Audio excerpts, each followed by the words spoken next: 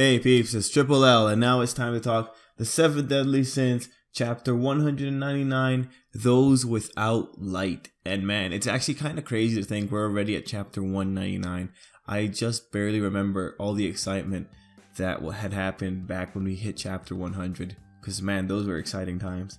Anyway, chapter 199. I do want to say I'm totally happy with that ending, because last week I was talking about it, that I thought that Glossinia and good old Balor, that they had a bigger scheme at hand, and I thought that they were just going to be there to train the Fairy King and Diane.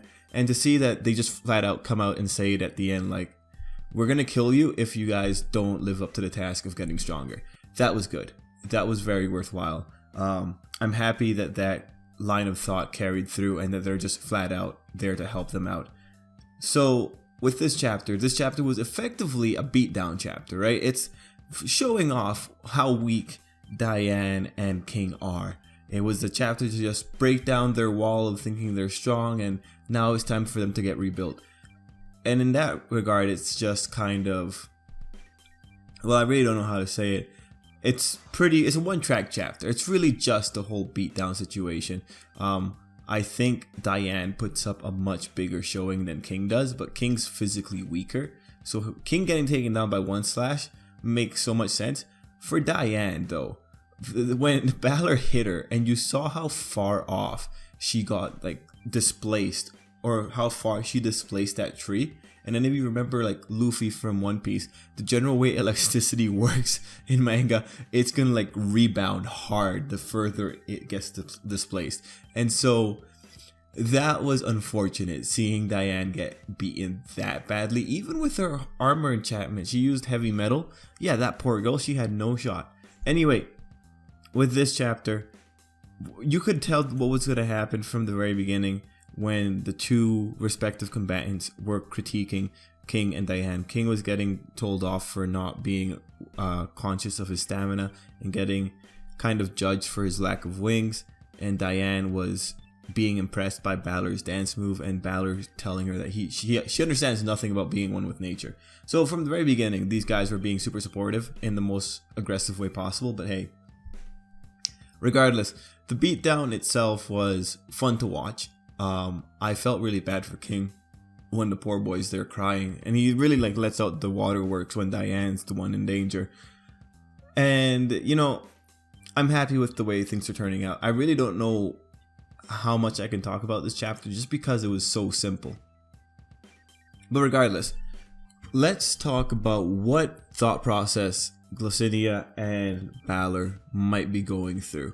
Because we know that they are affiliated to the good old Demon King. We know that they have some kind of trauma in their past that caused them to go over to the demon side. And we know that they're not really demons. Like, there's some kind of demon factor going on, because for things from other race to be incorporated into the demons, I feel that there's got to be something coming in from the outside that makes it happen.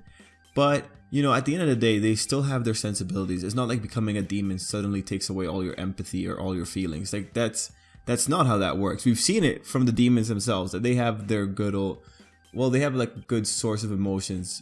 So when it comes to Glossinia and Balor, I honestly do think, especially after seeing Glossinia's moment last chapter, that they do still have some love for their respective races. And as former monarchs of said races, it's only natural for them to want to see their races survive.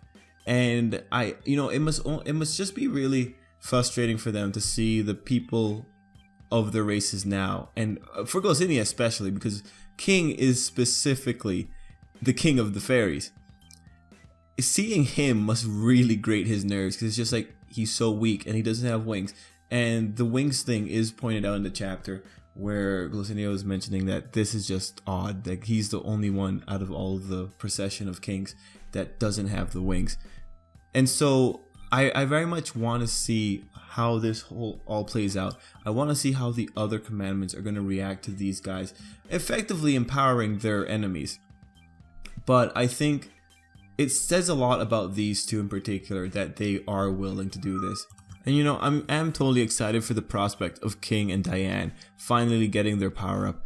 I think I've mentioned this before, but I do think Diane is right now the weakest of the sins, because King still has the weird factor in his disaster magic power. So, you know, wherever we go from here, I have no idea. The next chapter title is... Actually, let me just check. What is the next chapter title? Because that might give us a pretty good hint at what we're going for. It is Memories of the Holy War. So most likely we're getting the backstory for Glossinia and Balor, which will be very interesting. I do want to see what ultimately turned them over. I think from Glossinia's comments last chapter, it seemed like he didn't think that his beloved was still alive. So that'll be interesting to see how this actually all plays out.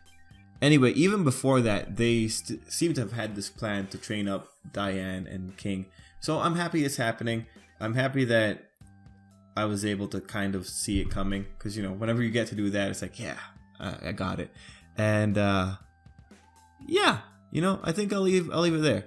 So, guys, let me know what you thought of this chapter. And till next time, I hope you have a great day.